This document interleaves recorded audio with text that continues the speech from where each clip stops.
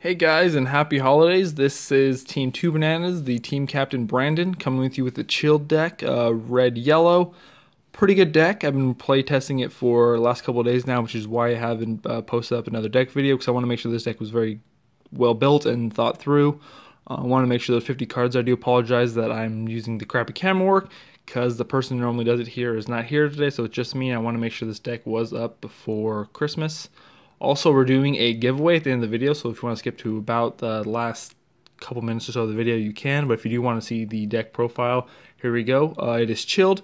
Every time he attacks, you get a chill token of 10k, which is pretty nice, because you honestly, every turn you can constantly swing. It doesn't matter, because you're always going to have a 10k creature on board, so it's nice.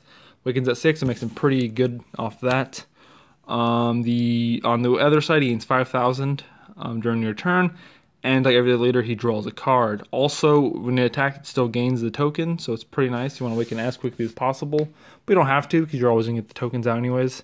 Next are the two generals. I only run 2 of them because it is a nice card with the deck, but it's not necessary for making tokens or for the tokens to really be effective anyways. You could push up to 3, but I don't really see the need for it. It's nice because he does tap a token, which allows you to gain Triple Strike. Also, your tokens can be comboed out while they're tapped, so it's pretty nice right there. But honestly, besides that, it's not necessary for the deck. Next, we go into the Mighty Masks. I run 4 of them. It's a nice card because it does allow you to put more cards in your hand and allows you to get pieces that you may need. Also, it's a red card, so we run 4 of them, and so that we see it as well. If it's ever dead in your hand, you can always combo it out, which I like a lot about the cards in this deck, because a lot of the cards are just 0 combos. Next is Leap to the Future. You can run this at 2 or 3, doesn't matter, because I run 3 Trunkses. This will allow you to pull out your Gotenks, which is one of the main end game combos of the deck. If you happen to get that far, you don't often always get the late game, but you know, if you do happen to get to that late in the game, then you have the Gotenks, which I run 4 of them. The reason I run 4 is that they're always in the deck, and if I do happen to draw it, I can always charge it, and it won't be that big of a deal. Plus, it's a very powerful card because it summons 3 more tokens to the board. So by that time, you already have about 4 to 5 tokens on board from your leader, if nothing bad has happened. So by the time you drop this out, you're going to have even more tokens. That's so much damage right there. It's unbelievable amounts of damage. And then just to end off the token summoning, 3 of those. You could do it 2 of those, and then another general if you wanted to, if you want to focus more towards them. I picked 3 just in case. I always make sure I have it in my hand when I drop Gotenks down, and so that I don't have too many of them, so I see it all the time. I see it enough so that I don't need it or don't regret drawing it. After that, for more defensive plays, play 3 of the destructive Freezes. It's really nice because if you're going second, you can drop a token down, swing in, and then use this as the defensive. And obviously the 10k buffs allow you to, which you can awaken pretty fast in this deck at 6, but you can't use them until 4, but it's not hard to get to 4. You'll see later cards in the deck. But the Freezes are nice because they allow you to protect cards, and it's a 15k booty, so if they do happen to kill it, it's not a big deal, but it's definitely get that damage in there, which forces your opponent to combo a lot earlier than they want to. And in case, if you don't need it, you can always charge it anyways. Next would be the Guldos. 4 Guldos because it's a nice blocker, and it allows you to tap things that your opponent has that they want to try to protect. So it allows you to kill small things early on that your opponent's trying to protect. Like if your opponent plays Gokus, those Boos, just things like that that your opponent wants to try to protect or whatever. Also, there are blockers as well. So if they have a low drop blocker, you can tap their blocker, and then you can kill it with something else. Next, I play the Battering Lasers. I play this at 2 so that I can protect my Gotenks when I summon him, so he doesn't get bloodlusted. And it's also nice to stop certain counters that you don't want your opponent to use, like Mufubas, things like that. Only run it at 2, that way I see it, but I don't necessarily need it, so it's there just in case I do need it. It's a strong card, but not too strong where I need it too often. Then 2 negate attacks, because you most of the time want to take the damage, you only run 2. Good amount of the time I charge this card because I don't always need it, but in case I do need it, there's 2 of them, plus it untaps the thing you're trying to protect. So your blockers, if you run bigger blockers in the deck, which you can, some people recommend running the Father, the Cold, that allows you to come in and block in something else. You can if you want to. I don't run that just because I feel like it's too bulky in the deck, and I'm trying to keep my mana open for my Crusher Balls, which I run 4 Crusher Balls. You always want to. What's really good about this deck is that you almost never tap out, so you always have some mana open for your Crusher Balls, which is really nice. and your Frieza, so you really can be, you can kill things you want to kill and stop your opponent from attacking things you don't want them to attack with. So there's 4 of those. And because you can't run Bloodlust, so you got to run something else that's just nearly as good. Then 2 Ability Unleashed Gohans.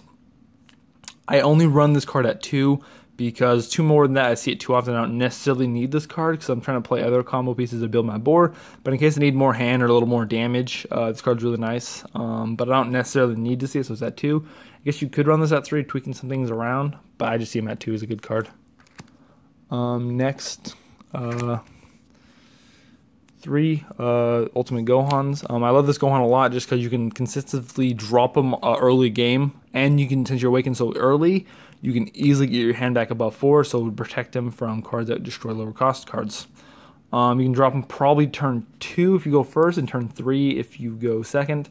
But even so, it's pretty easy to, since most of your mana is being used to use you protect your cards or using things, having 2 red opens honestly just kind of sits there. So, and because you're running the Kabas, which allows you to awaken very fast, you can drop him down when you're at 4, putting down to 3, then Kaba swinging in would be amazing because your hand easily goes above awaken your leader, so that means you don't have the risk of your opponent destroying stuff. And the fact that Miraculous Gohan is a double striker, or if he kills something, it allows you to deal 2 damage, so no matter what, that 2 damage is going through unless they want to combo out their hand to stop stuff. And if he dies, it's not the biggest deal, but it's pretty easy to protect him with the Crusher Balls.